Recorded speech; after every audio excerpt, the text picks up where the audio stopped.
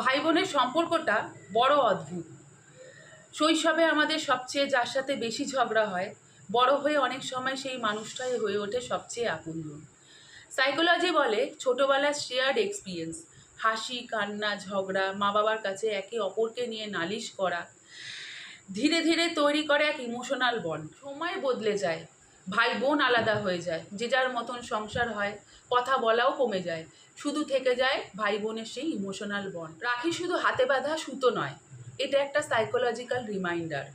সময় বদলে যাক, কিন্তু ভাই বোনের সম্পর্ক থাকে যেন অটুট।